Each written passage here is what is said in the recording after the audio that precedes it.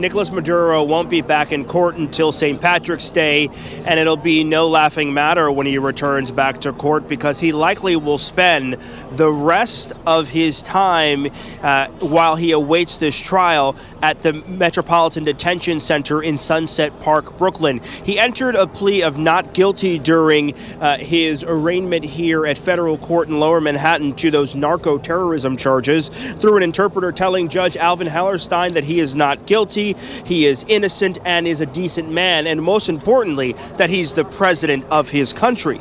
His wife, Celia Flores, also pleading not guilty to 3 charges. Both of them wore headphones for translation. This is just 2 days, of course, after U.S. forces captured him in Caracas during a nighttime raid. He, of course, spent the weekend at MDC in Brooklyn. That's the notorious federal lockup here, where he will continue spending his days, likely in a special housing unit, which means he'll be confined for 23 hours of the day.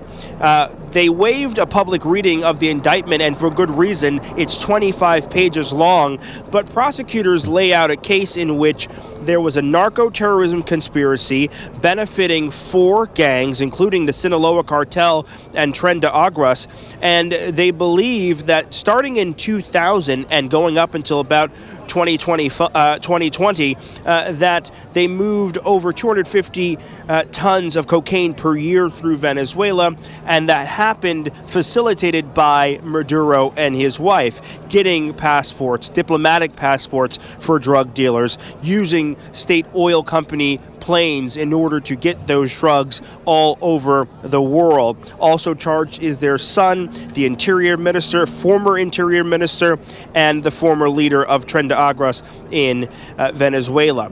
We are told by his lawyer that he has serious health issues and needs to see medical officials, and he will do that likely at the Brooklyn Hospital Center later this week. We are also told by an attorney for his wife that she suffered serious injuries during her capture, broken ribs likely, and she will also undergo that medical treatment. But again, won't be back in court until March 17th. Trial likely not until next year, but this is a very serious case which follows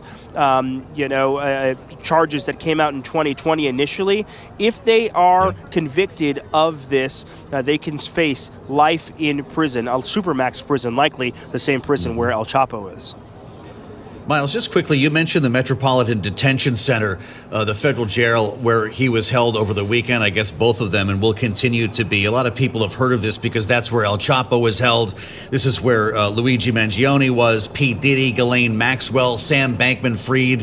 What kind of conditions is he living in there?